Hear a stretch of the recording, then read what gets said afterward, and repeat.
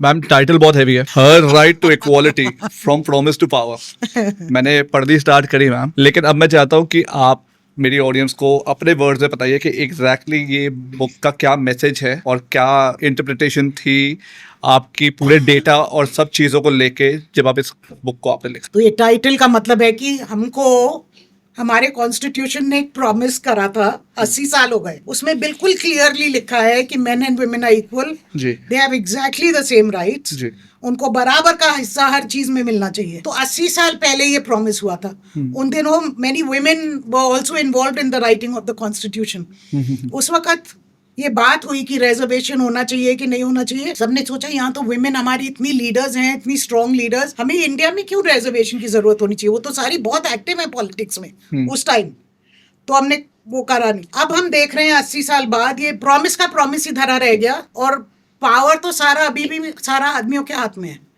अब बराबरी अगर है तो मतलब 50% 50%, लेकिन जहां तक मेरे को दिखता है हर चीज में औरतों का 15% है हक, 50% नहीं है। 85% of power, resources, everything is controlled by main. दो तीन चीजें आप लो, एक लो पॉलिटिकल पावर, बहुत जरूरी है। आज तक 15% हमारा इलेक्शन में कभी भी हमारी पार्लियामेंट में 15 क्रॉस नहीं हुआ। कहीं भी आप पावर ले लो, कॉर्पोरेट बोर्ड्स तो बहुत ही, मतलब कॉर्पोरेट सेक्टर हमारा 5% है, सीईओज बोर्ड में एक औरत, पता नहीं क्या सोच के एक औरत की, every corporate should have only one woman. That's a recipe for failure. You need at least 30% as a critical mass to bring about change. 50% होना चाहिए। तो ये सोचना भी कि एक दो औरतें इधर उधर डाल दोगे फिर वो फेल हो जाएंगी, फिर हम कहेंगे देखो ये तो कुछ कर ही नहीं पाती, इनको क्या पोजीशन देना। मैम ये डेटा कब का है? ये अभी का है, और इस इलेक्शन में तो लास्ट वाले में और पीछे गए हम, और 4 सीट्स कम हो गई पार्लियामेंट में। बढ़ नहीं रही कहानी आगे 80 साल से। वुमेन रिजर्वेशन तो बिल ये women's reservation bill is another one जो डेकेड से women groups are lobbying for it, all of us together collectively. मतलब 30-40 साल हो गए औरतों को कहते हुए कि कोटा के बगैर नहीं होएगा। जिस तरह की हमारी कंट्री है, जितनी स्ट्रॉन्ग पेट्रियार्की है, मतलब कि सारा पावर आदमियों ने ग्रैब करा हुआ है और छोड़ने को नहीं तैयार। आपको पता नहीं वो सीन एक याद है कि नहीं, जब मिसेस सोनिया गांधी ने ये इंट्रोड्यूस किया था, ऐसा रकस मच गया था पार्लियामेंट में, लोग गमले फेंक रहे थे एक दूसरे के ऊपर, कुर्सियां फेंक रहे थे लिटरली, मतलब कुर्सी नहीं छोड़ेंगे हम, आदमियों का ये वो है तो बिगैर कोटा की किसी कंट्री में ट्रांसफॉर्मेशन नहीं आया है। जो हम सोचते हैं ये नॉर्डिक कंट्रीज हैं, ये इक्वल हैं, जी सारे इंडस्ट्रीज में सबसे ऊपर ये आती हैं, लेकिन आप अगर देखोगे कि कौन सी कंट्री में सबसे highest number of women parliamentarians हैं, it's not the Scandinavian countries, it's Rwanda, it's Cuba. ऐसी ऐसी कंट्रीज जिन्होंने कोटा लगा के मेक श्योर कि वुमेन का भी 50% वॉइस हो। हमारा जब एक्सपीरियंस बिल्कुल फर्क है, हमारी अपब्रिंगिंग फर्क है, तो ये जो डाइवर्सिटी है ये जब तक लॉज में नहीं आएगी, पार्लियामेंट में ही नहीं आएगी, तो कहाँ से बदलना शुरू होएगा ये देश। अब ये लॉ भी पास कर दिया इन्होंने 2 साल पहले, लेकिन फिर अगेन क्योंकि इतना प्रेशर था और इलेक्शन आ रहे थे और कुछ दिखाने को चाहिए था कि हम भी चाहते हैं कि वुमेन्स रिजर्वेशन बिल होए, पर उसकी क्या कंडीशन लगाई कि जब सेंसस पूरा होएगा। एक तो ये सेंसस अब इस साल शुरू हुआ है, 2021 में होना था, ये ऑलरेडी 5 years डिलेड, फिर 1-2 साल सेंसस होने में पूरे लगेंगे, फिर इसके रिजल्ट्स निकलेंगे, फिर हम डीलिमिटेशन करेंगे। वो तो इतना थोनी इशू है because the share of population has changed in the north and south, it's going to take forever. उसके साथ क्यों लिंक कर दिया ये? अभी क्यों नहीं सीट हम बदल सकते? अब जो ये नेशनल सारी लॉ तो लॉ बन चुका है हमारा कि 1/3 of the seats should go to women. अभी इतने सारे स्टेट इलेक्शंस होके चुके हैं, इसमें दे दिया होता, अगले स्टेट इलेक्शंस में दे दो, अगले नेशनल इलेक्शन में दे दो। ये तो टालने की बात हो गई ना, मतलब कोई मतलब ही नहीं था to link it to the census and delimitation, makes no sense. But आपको नहीं लगता कि इसके अंदर हर बार जो पार्टी पावर में आती है, ऑपोजिशन रोकती है कि इन चीजों को और डिले करा जाए, कि शायद जब हम पावर में आएंगे तब ये स्ट्रॉन्ग डिसीजंस अगर आएंगे तो हमारा टेन्योर बेटर होता है and we will serve the nation for maybe the next term too. इस बार जैसे हमने ट्राई किया वुमेन रिजर्वेशन बिल का, उसको लिंक करा, वो लिंक अप्रूव नहीं हुआ, बिल तो अप्रूव हो चुका है। बिल तो अप्रूव, इनको इम्प्लीमेंट करना है तो आज इम्प्लीमेंट कर सकते हैं, कोई नहीं रोक रहा। ये भी एक रीजन होता ना मैम कि which is wrong, I totally agree with you, that is wrong कि अभी इनके पास उतना वुमेन सपोर्ट नहीं है कि अगर विमेन रिजर्वेशन बिल पास हुआ to pull that seat of their party, कि उनकी पार्टी की विमेन अगर उस पोजीशन पे आएंगी तो ही तो इनको फायदा होगा ना करंट गवर्नमेंट को। ये तो मैं कभी सोच भी नहीं सकती कि हम इंडिया में 1.4 billion people and we don't have 300 500 5000 competent women जो नेशनल असेंबली नहीं चला सकती। नहीं चला सकती हैं, हाँ, फिर? लेकिन इनकी पार्टी को सपोर्ट करे। अगर ऑपोजिशन पार्टी को सपोर्ट कर दिया तो फिर तो बिल इन क्यों? पे रिवर्स अभी आप हो गया। इलेक्शंस में देखिए धीरे धीरे थोड़ा सा गैप था, लेकिन अब आके 50% of the voters are women today. Right, correct. उनका सपोर्ट लेने के लिए क्या क्या करते हैं, उनके बैंक में पैसे डाल रहे हैं, गैस का सिलेंडर दे रहे हैं, तरह तरह की चीजें कर रहे हैं Right, ना। right. तो ये भी एक चीज करें अपने वुमेन सपोर्टर्स के लिए। इट इज द प्रॉब्लम कि women supporters themselves have not come together and said ये हमारी मांग है। इतनी सारी वोटर्स है ना, वो कैसे इकट्ठे होके ये मांग उनके सामने रखें। तो उनकी जो डेली मांगे हैं वो पूरी कर देते हैं इलेक्शन टाइम में। पर ये जो बिल्कुल ट्रांसफॉर्मेशन हो जाएगा कंट्री का, I mean it is as transformative as the right to education law, जो मैं कह रही थी कि अब जब हर बच्चा स्कूल में बैठेगा और हर तरह के बच्चे के साथ में बैठेगा, जो हमारे में ये इतना डिस्क्रिमिनेशन है, इनइक्वालिटी है और ये जात का, छूत का, रिलीजन का, ये सारा खत्म हो जाना चाहिए जब एक दूसरे के साथ मिलजुल के बैठेंगे बच्चे। ये अब जब तक वुमेन के हाथ में पावर नहीं आएगा, ये कंट्री मतलब जो हम रोज एट्रोसिटीज देखते हैं, 20 dowry deaths a day in India every day, कौन इसको करेगा चेंज? तो ये आदमी लोग चलाते जा रहे हैं और power has to be grabbed. देंगे नहीं, खुद कभी भी नहीं देंगे। अच्छा, नहीं देंगे, कभी भी नहीं देंगे। अभी तक देना था तो 80 साल हो गए, कोई नहीं रोक रहा है इनको। लेकिन अभी भी जो इसके अंदर मेन टॉपिक था वो 10 to 15% वाला आपका था कि 10 to 15% इकोनॉमिक पावर जो है वो विमेन के पास है। मैं पहले पॉलिटिकल पावर की बता रही थी, अब मैं इकोनॉमिक पावर की बताती हूँ। जैसे जी, तो जो एग्रीकल्चरल लैंड है, जैसे आप लोग सारी खेती औरतें करती हैं। हमारा कैंपेन होता था बड़ा to recognise women as farmers. जब किसान की फोटो लगानी हो तो एक आदमी की फोटो लगाते हैं कि जैसे आदमी लोग किसान हैं। गांव में आप जाके देखो, खेत में देखो, कई सारे गांवों से आदमी लोग शहर में आ गए हैं काम करने और खेती बाड़ी का सारा काम औरतें कर रही हैं। लेकिन जब कोई कहता है किसान तो हमारे इमीडिएटली हमारे दिमाग में है आदमी। तो हमने ये पूरा कैंपेन किया था टू रिकॉग्नाइज देम। लेकिन लैंड उनके नाम पे नहीं है, ओनली 15%, 10 to 15%। तो वो दैट इज अनदर 15% फिगर। अब उनके नाम से नहीं होएगा लैंड, तो जब उनको बैंक में जाके लोन चाहिए अपने नाम से कि हम अपनी थोड़ा खेती में इन्वेस्ट करें, अपनी इनकम बढ़ाएं, वो नहीं मिल सकता उनको, वो उनके नाम से ही नहीं है, तो वो कैसे करेंगी? विमेन एम्पावरमेंट की आपने बात करी, बिल्कुल कि होनी चाहिए। लेकिन जैसे जैसे विमेन एम्पावरमेंट, हम लोग विमेन को स्ट्रॉन्ग करने की बात कर रहे हैं, हम लोग एक जेंडर के अगेंस्ट फिर हेट्रेड इंक्रीज कर रहे हैं। डू यू अग्री कि अच्छी औरतें भी है, बुरी औरतें भी है?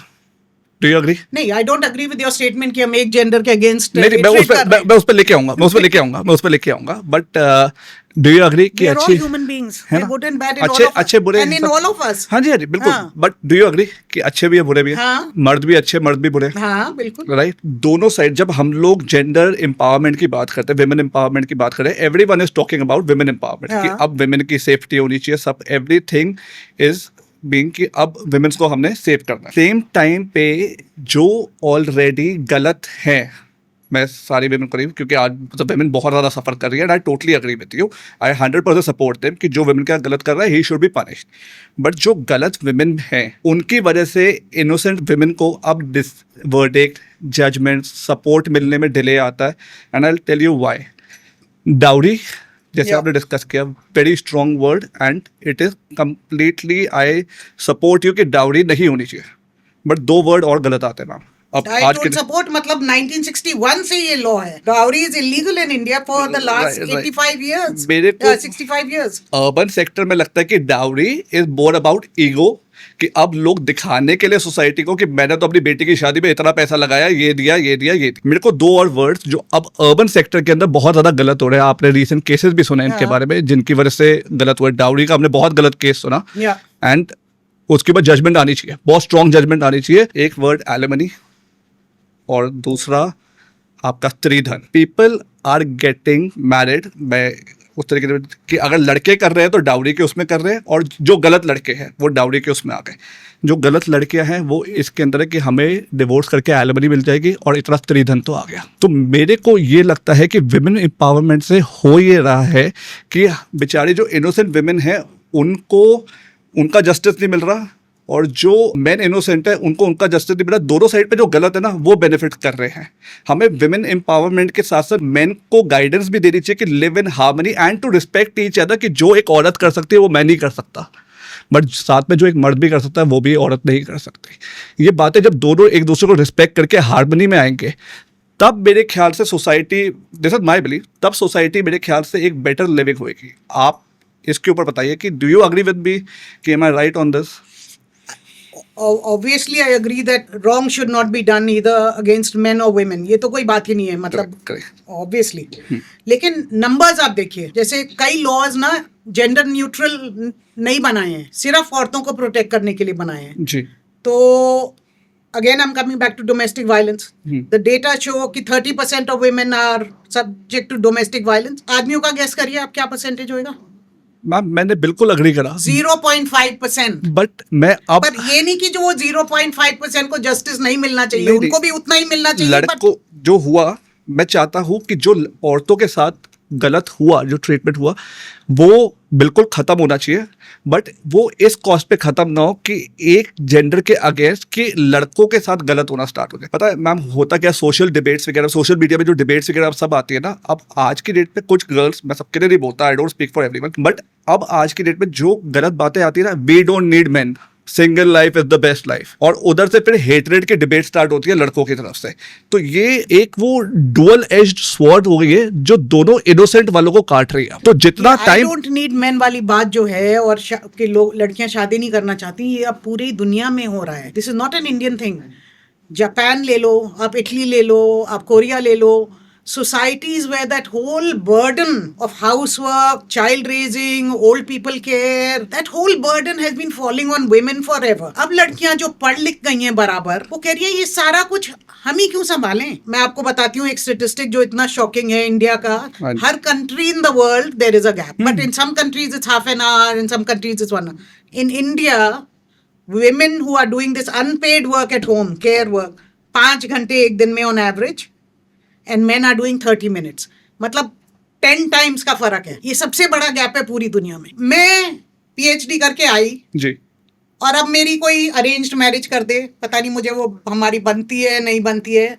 अब वो मेरे घर वाले कहें भैया नौकरी वोकरी छोड़ो, चलो बच्चे पालो, बर्तन करो, झाड़ू लगाओ, खाना बनाओ, और जो बेचारी गांव की औरतें हैं, मैं वियतनाम से कहानी बताती हूँ आपको। मैं गांव में गई और मैं एक औरत से पूछी थी, और उसका हस्बैंड बीमार पड़ा था, तो सारा काम वो कर रही थी, घर का बाहर का। तो उसने, मैंने कहा एक अपना दिन बताइए आप पूरा। मैं सुबह 4 बजे उठती हूँ, मैं पहले जानवरों के लिए खाना बनाती हूँ, फिर मैं उनको खिलाती हूँ, फिर मैं अपने बच्चों के लिए खाना बनाती हूँ, उनको खिलाती हूँ, स्कूल भेजती हूँ, फिर मैं अपने आदमी का करती हूँ क्योंकि वो बीमार पड़ा है, कमा नहीं रहा, फिर मैं पूरे दिन खेती करती हूँ, फिर मैं घर आती हूँ, फिर दोबारा से सारा कुछ, जानवरों को खिलाओ, बच्चों को खिलाओ, आदमी को खिलाओ। और फिर क्योंकि वो इतना छोटा सा खेत था और मेरी काम पूरा नहीं हो रहा था, उससे इनकम पूरी नहीं हो रही थी, फिर मैं रात को बैठ के एम्ब्रॉयडरी करती हूँ रात के 12 बजे तक, जिससे कुछ बेचूं और कुछ कमाऊं। और end of the talk she started saying, आप तो पॉवर्टी के एक्सपर्ट हो, आप मुझे बताओ कि मैं सुबह के 4 बजे से रात के 12 बजे तक काम करती हूँ और मैं क्या करूं जिससे कि मेरी गरीबी चली जाए। मैं इतनी गरीब हूँ, आप इतने अमीर हो, आप मुझे बताओ मैं आपकी तरह कैसे बनूं। वो उसने रोना शुरू करा, मैंने भी रोना शुरू। And this is a typical story of women in rural India और rural anywhere in the world. To compare the problems that men are facing, of course some men are facing some problem with what the bulk of women have always lived with. Some laws cannot be gender neutral. Jab the other law is like that in India, which was again a big debate, sexual harassment at workplace. अब कि ये सिर्फ औरतों को protect करा जाए कि it should be gender neutral, and से कि आदमियों को भी प्रोटेक्ट कर लो। Western countries में where you have a lot of very powerful women, they can abuse that power. It's all about power. यहाँ पे तो है ही नहीं ना अभी औरतें पावर की पोजीशन में, वो कहाँ से तुमको आदमियों को उनसे प्रोटेक्शन चाहिए इन द वर्क प्लेस। तो वो लॉ बहुत डिबेट के बाद सरकार ने जो बनाया है वो सिर्फ औरतों को प्रोटेक्ट करने के लिए है।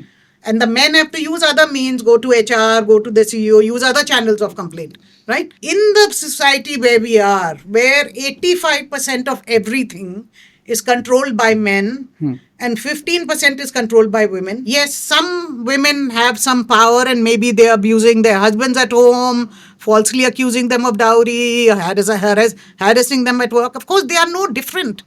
Nobody says women are better than men in any way. नहीं, उनके पास पावर आएगा तो वो भी abuse करेंगी. right. These are just roles that society has given them. मैं You know, ना they are not inherently उसी different in any way. उसी रोल पे एक था कि हमने पढ़ा था कि दुनिया के अंदर everything is out of selfish motive, everything. Even एक फादर अपने बेटे को जब वो करता है तो उसको एक सेल्फिश ये रीजन रहता है कि मेरा खानदान का नाम ऊपर होगा। एक जो चीज है जो सेल्फलेस है वो एक माँ का प्यार है। Do you believe that? I don't believe that. कुछ एक्सटेंट तक आदमी और औरतों में बायोलॉजिकल डिफरेंस नहीं है, इतना डिफरेंस नहीं है। to a certain theory, selfless, the most selfless thing is mother's love towards कि वो अपने आप को एकदम आगे कर देगी, sacrifice कर देगी to an extent, not 100%, but to an extent. In the past, because